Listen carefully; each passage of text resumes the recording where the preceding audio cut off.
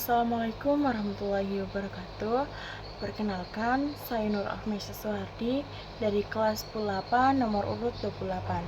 Saya akan memaparkan materi tentang pengertian penelitian sosial, karakteristik penelitian sosial, proses penalaran penelitian sosial, jenis-jenis penelitian sosial, dan rancangan penelitian sosial. Yang pertama, pengertian penelitian. Penelitian atau research dalam bahasa Inggris berasal dari re, kembali, dan to search, mencari. Sedangkan sosial artinya masyarakat. Secara etimologi, penelitian berarti cara mencari kembali data-data di lapangan untuk memberikan gambaran atau deskripsi dan penjelasan terhadap permasalahan sosial. Penelitian sosial juga dilakukan untuk mencari tahu jawaban atas dari permasalahan yang terjadi pada masyarakat. Penelitian sosial ini nantinya akan berguna untuk mengambil keputusan atau kebijakan yang harus dilakukan dalam menangani masalah yang terjadi, sehingga dengan melakukan penelitian ini masalah-masalah tersebut dapat diatasi atau bahkan diminimalisir agar tidak terjadi masalah yang serupa di kemudian hari. Secara umum, penelitian sebagai kegiatan pengumpulan, pengolahan, analisis, serta penyajian data secara sistematis dan objektif untuk memecahkan masalah atau menguji hipotesis.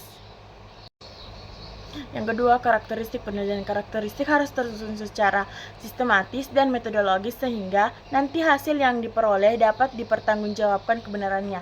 Yang pertama, bersifat ilmiah, yang tentu saja dalam melakukan penelitian sosial harus dilakukan secara rasional, artinya masuk akal dan didasarkan pada standar ilmu pengetahuan. Yang kedua, memiliki instrumen penelitian. Dalam melakukan penelitian harus terdapat instrumen atau alat yang digunakan dalam menggunakan data seperti kuesioner dan wawancara. Yang ketiga, objek dalam penelitian sosial berupa gejala atau masalah-masalah sosial yang terjadi dalam masyarakat. Objek tersebutlah yang nantinya akan menjadi fokus penelitian sosial. Yang keempat, bersifat objektif. Dalam melakukan penelitian sosial tidak dapat berpihak kepada salah satu pihak yang diteliti saja, tetapi harus bersifat netral. Hal ini dimaksud agar nantinya hasil dalam penelitian sosial tersebut sesuai dengan kenyataan tanpa ada paksaan dari pihak manapun. Yang kelima, mempunyai tujuan penelitian. Dalam melakukan penelitian kita harus memiliki tujuan dalam meneliti suatu fenomena atau gejala agar nantinya tujuan tersebut menjadi fokus dalam melakukan penelitian. Yang ketiga, proses penalaran penelitian sosial. Dalam penelitian sosial, proses penalaran terbagi menjadi dua macam, yaitu yang pertama, deduktif. Deduktif artinya yaitu seorang peneliti melakukan proses penelitian sosial karena didasari oleh teori yang sudah ada. Yang kedua, induktif. Induktif merupakan proses penalaran yang didasarkan dengan pengamatan atau observasi lapangan.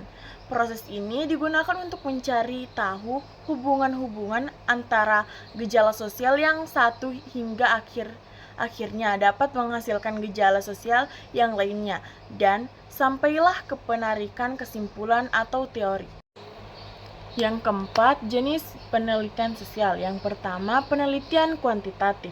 Didasarkan pada data yang bersifat naik atau bisa juga disebut dengan penelitian menggunakan rumus atau perhitungan tertentu dalam pengelolaan data. Yang kedua, penelitian kualitatif. Penelitian kualitatif merupakan penelitian yang digunakan untuk mendeskripsikan fenomena sosial secara mendalam dan menyeluruh. Penelitian ini tidak memerlukan perhitungan dalam mengolah data, tetapi membutuhkan penyabaran atau penjelasan secara rinci. Yang kelima, rancangan penelitian sosial. Sebelum melakukan penelitian, hendaknya menyampaikan rancangan penelitian atau tahapan-tahapan yang harus dilakukan dalam penelitian. Yang pertama, topik dan judul penelitian, yaitu masalah yang nantinya akan ditampilkan atau yang akan dibahas dari judul dari judul harus menggambarkan informasi yang ditampilkan. Yang kedua, latar belakang. Latar belakang yang berisi penjelasan mengenai pentingnya melakukan penelitian, isinya berupa argumentasi rasional. Yang ketiga, rumusan masalah. Rumusan masalah merupakan pertanyaan yang menjadi fokus dalam penelitian. Yang keempat, tujuan penelitian.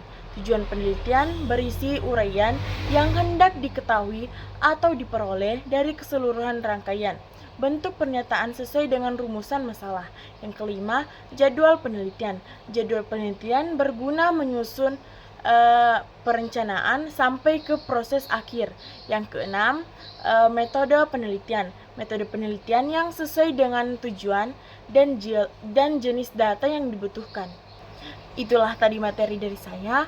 Mohon maaf bila ada kesalahan kata. Wabillahi taufiq wal hidayah. Wassalamualaikum warahmatullahi wabarakatuh.